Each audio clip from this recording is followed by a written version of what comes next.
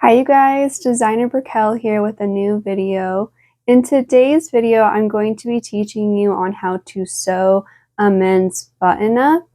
I am a local fashion designer who has received her associate's degree in fashion design and in technical apparel. So I've been sewing for quite some time. So if you're interested in all things sewing, fashion, and design, please hit subscribe. Now this shirt that I am wearing, I have sewn and designed myself. If you'd like to watch the process on me sewing this, and I'll teach you like collar, easy way on how to sew a collar, techniques, I'll link the video right here. So please go check it out. Now, I don't want to waste any time. Just want to give a short intro. Let's get sewing. First, let's go ahead and cut out our pattern. I am using McCall's M2447, which is a men's vest, and it comes with a button-up. Okay, we have the back pattern piece here. What I did, if you see this line that I marked right here, I just folded it right there because I don't want this little hem to be flared out. I want it to be straight. And then I went ahead, marked my notches, did the little snippets. And then what we're going to do is sew this part. Right here is the stitch line. I just sew down, and it's about, I don't know, 2 or so inches. And again, I'm using the McCall's, let's see. I'm using the McCall's 2447 pattern, and then again, this is the back. Now let's go ahead and I'll show you how to sew the back. I already have a shirt made, so I'll show you what it'll look like.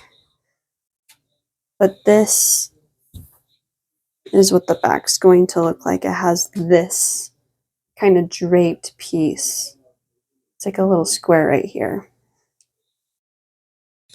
The next step, we are going to sew the back.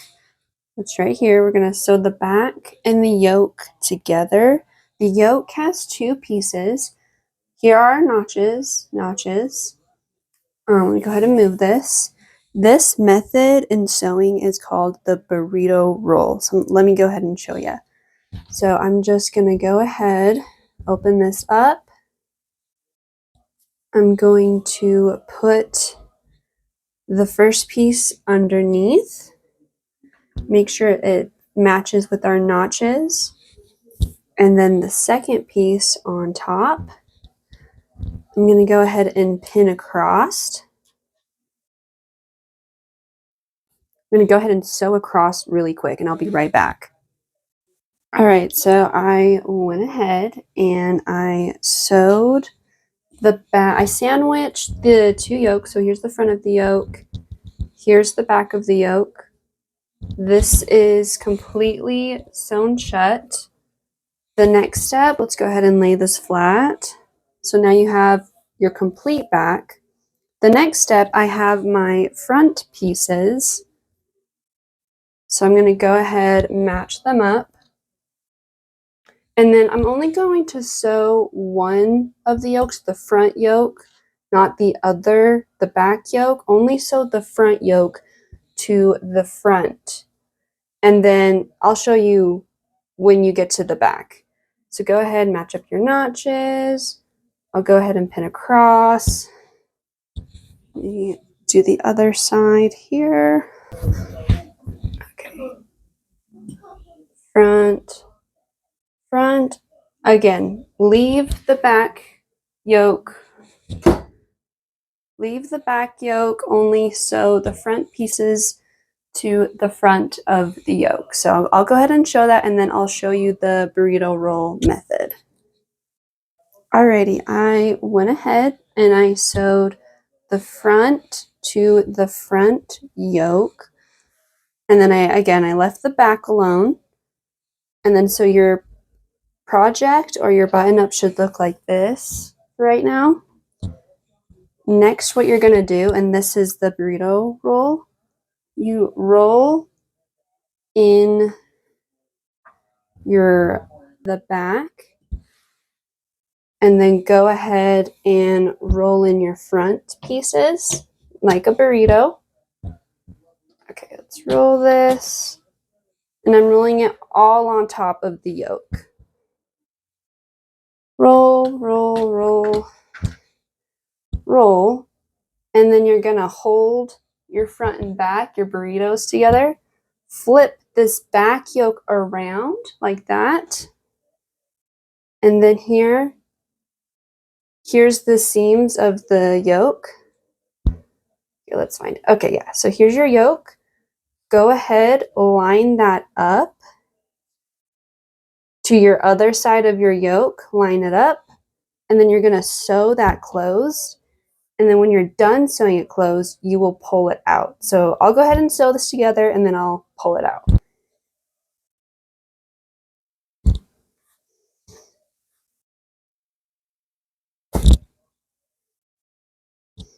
It really doesn't matter what side you pull it out, but I would just pick a side and go the same direction with everything.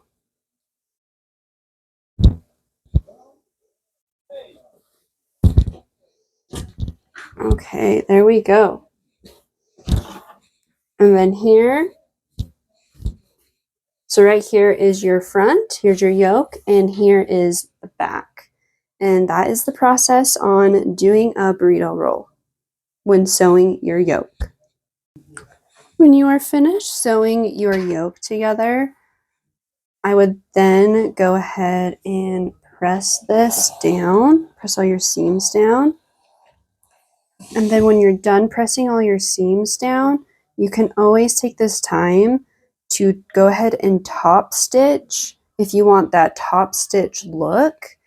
And then after you are done, ironing and top stitching, then we will go ahead and go on to sewing the collar. All right, I'm going to go ahead and press the yoke and then go ahead and press the little back drape part.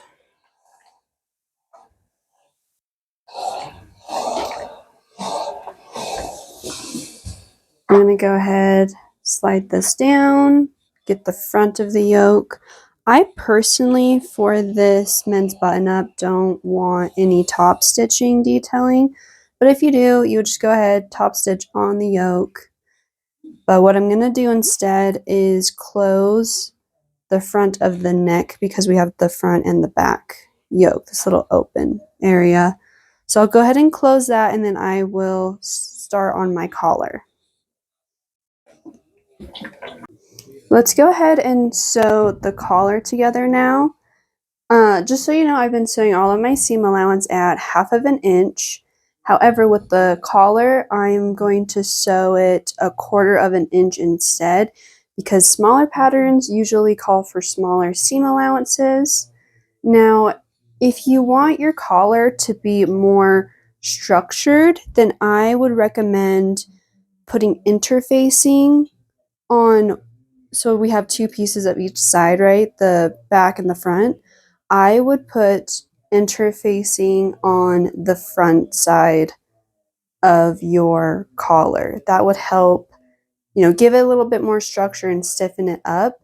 I am sewing my button up with the knit fabric, so if you're doing knits or anything that has a little bit of a stretch, then I would recommend using a knit interfacing, or if you want a little bit more structure, then I would go with just your normal interfacing that isn't a knit interfacing.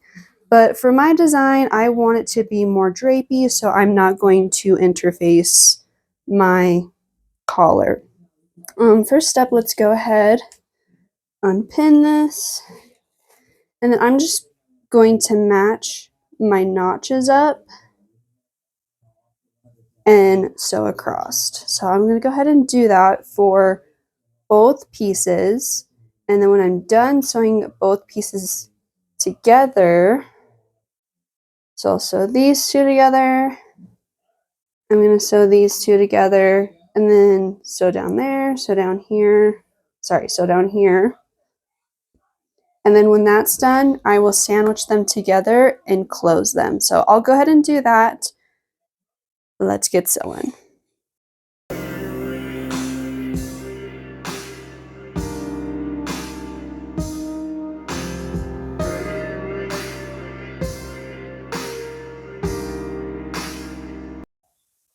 Okay, I just went ahead and I sewed my collar pieces together, my front and back. I'm going to go ahead and press open this seam right here, and then we will go ahead and close them.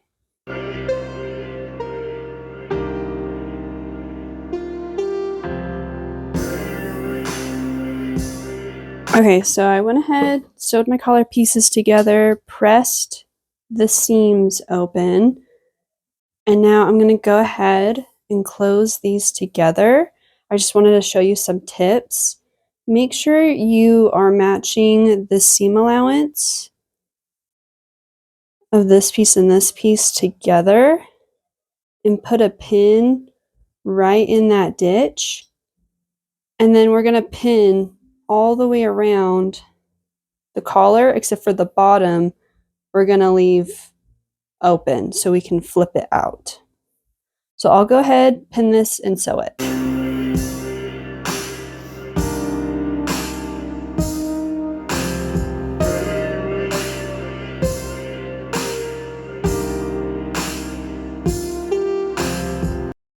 We went ahead, we closed our collar.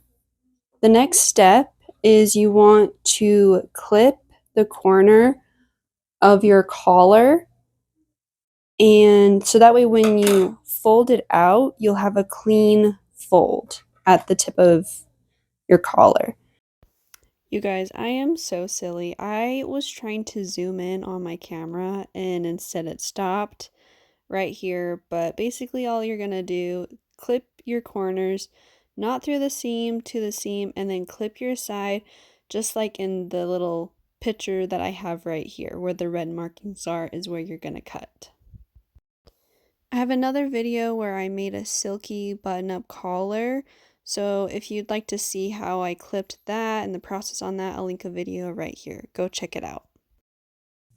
Also, one more thing I want to mention before you trim or do grading trim one of your seam allowances down. For a better outcome for turning it, you want to press the top of your collar down. So you want to press this open, and then when you fold it out, it will look so much better. So I'm going to go ahead and press this. I'm going to trim the under collar, and then we can go on to our next step. By taking another step further, when perfecting your collar, what you could do after pressing it down is you can trim one of the edges like I am doing here. This method is called grading it, and this helps your collar lay out nice and flat. Okay, now I'm going to go ahead and turn my collar out. I'm going to go ahead and have it the right way. There's a lot of tip and tricks that you can find when having the perfect fold for your collar.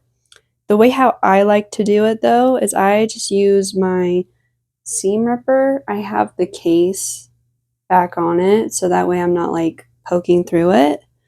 Or you can use like a screwdriver or any kind of pointy object that will help you. And then so I just kind of have my finger, I set it right here, and then I have the tip of my seam ripper, and then I just push it straight out. And then let's go ahead and go on the other side. My finger here, my seam ripper, have that help me push it out the best it can, pull this out, and then ta-da! We have our collar right here. Now I'm going to go ahead and press this, and then since we did the grading where we trimmed it on the inside, this feels so much more smoother now. That's what I meant when I was talking about like making it more flat, more smooth.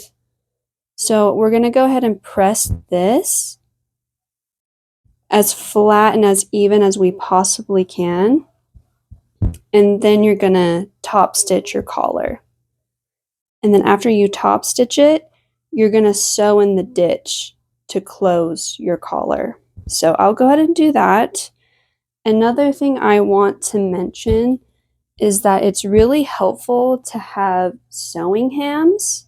This one's usually for the inside of your sleeve, and then this one's for sleeve caps and different things like that. But this one, well, both of them really, they're very helpful for your collar when you're ironing it, because once this is completely finished and sewn, and now too, this will help structure your collar, because you want to iron it at a curve so that way it curves with your neckline. So let me go ahead and show you.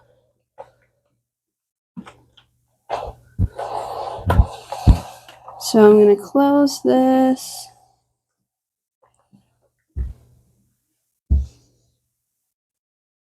First, it might actually be helpful to sew it on a flat surface. And you'll need a lot of steam for this part. And then I just kind of feel the seam allowance. I just kind of pinch it and make sure it's completely straight. And then I'm just using a lot of steam. Steam is your best friend. Let me go ahead and kind of pinch this out, make sure the seam allowances are as straight as possible. My collar's looking fresh and pointy.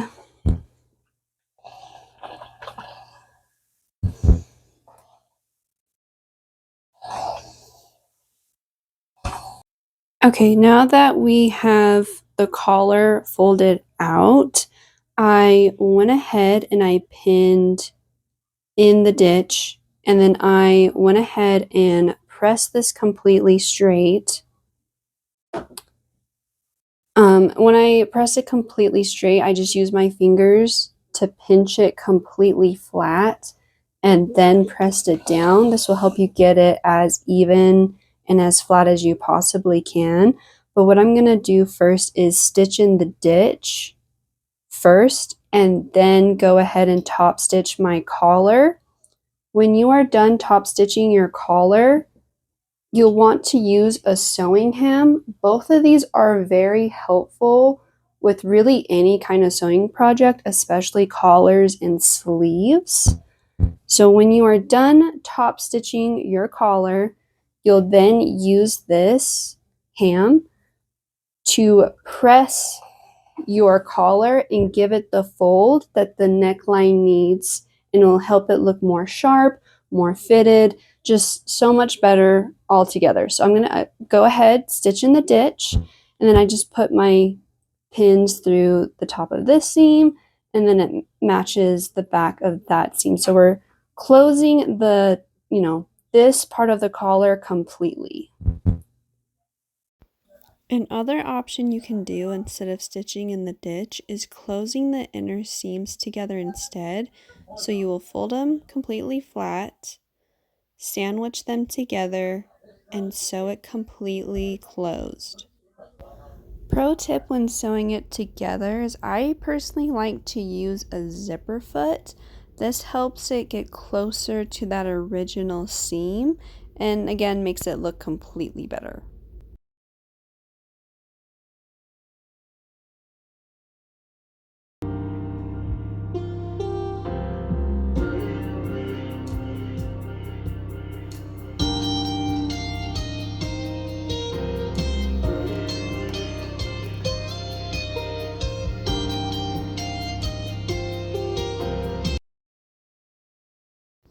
After top stitching your collar, you'll want to press it into shape. It's best to use a sewing ham, but if you don't have a sewing ham, I'll teach you how to. Okay, so if you don't have, let me kind of zoom in right here. If you don't have a sewing ham, what you could do is put a towel, put it over the corner of your table, like I'm doing right here. I have a towel, I have 2 layers of it. Don't do this too long just in case it will ruin your table. And then what you can do to give you some curvage is put it on the side or the edge of your table with your towel.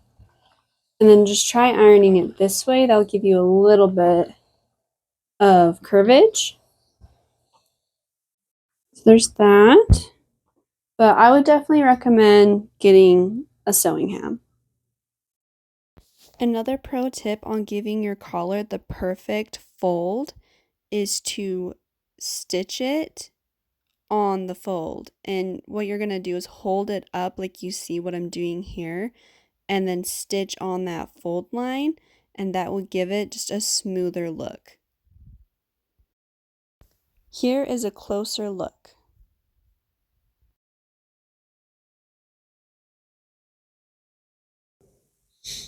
Okay, the next step is sewing the front of the button up. This is going to be where your buttons will go into place, and then after you should be able to sew on your collar. So here, I went ahead, all you need to do is fold in center front. I've already done so here, as you can see. Let me go ahead and show you the pattern. So again, I'm using McCall's 2447. It's the men's button up. And right here are the fold lines and then where the buttons are going to go into place. Now you can either fold it under or, fold above. That's really your design preference. I went ahead and folded my fold under. As you see right here are the pins on where the edge of that should be. Now the fold is 1 1/4 inches long, so you can either fold up, so you would fold, and then right there is where your buttons would be, or what I've done, fold under, and then that is where your button should be. So pretty simple. Go ahead and do that step, and we will move on to the collar. When sewing your collar onto your button up, you'll want to make sure that you find the middle or the center of your collar and then match it up with the center back of your button up. Pin that on, but only pin on the front of your collar and sew on one side, because then on the under collar you will either flip it around and then stitch down in the ditch like I'm doing right here, or I have an even easier method you can do. I sew this tip in this video, so if you'd like to watch this full video, I will link it above. Go check it out. As you see here of the button up, I did the right sides together, so the inner facing side, and then just sewed, one side together. The next step, what you want to do is on the other side, is that you're just going to, put this seam inwards and then fold this, down, and then you're just going to stitch on top of that. But a pro tip to help you is that I just kind of folded it inwards together, then sew it, and then you just pull it out. But then in the middle I won't have, it won't be able to stretch that long, so whatever I'm unable to reach, I'm just gonna fold this inward and then stitch on top of it. I would actually recommend sewing, flip this around and then sewing this in about 4 to 3 inches. And then the rest of it, I left this open, so you can see you're just going to go ahead, fold this under, meet it to that seam, just like how I have it pinned here, and then just go ahead, stitch on top, and then do the rest of your top stitching. And the reason why I want you to only do about 3 to 4 inches in is because to make this top, or the inner side of the neckband, to be even with each other, because if it's not even, then it's going to start getting kind of bubbly like it is right here, and it'll make it harder to sew. So on this part, use as many pins to help you, and then press it down before you sew it, and it will be a lot easier to sew. The next part is sewing on your sleeve. Now the easiest way to sew on your sleeve is to sew on the cap of your sleeve first, and then your sides. If you're watching this video in real time, I'm currently working on a t-shirt video, so I will be teaching you guys how to make a custom fitted t-shirt, and this is the same method that I use when sewing on my sleeve. It's just so much more easier that way. Then after using my straight stitch, I will then use my overlock and serge it. I also just want to let you know the difference between a button up and button down. A button down has buttons at the tips of the collar to keep the collar down, and then a button up does not. For the final steps on sewing your button down or button up is sewing on the buttons first and then the hem lastly. Now I would look up whatever type of sewing machine that you have that can do a button up, and then go about sewing on the buttons that way. For your hem, you're just going to go about doing a rolled hem, which then you would sew the edge of your fabric where your hem is, and then after sewing that stitch, that will help you roll it professionally, and then you will sew that down. I will go ahead and link videos down below on how to go about doing a rolled hem if you need some extra help. Other than that, I will go ahead and show you the final button up.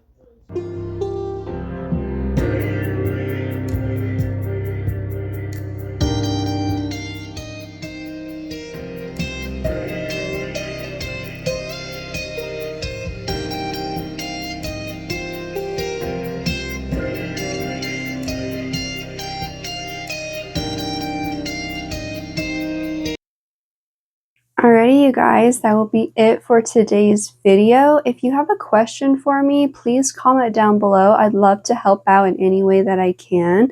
I would also love to see your finished button up.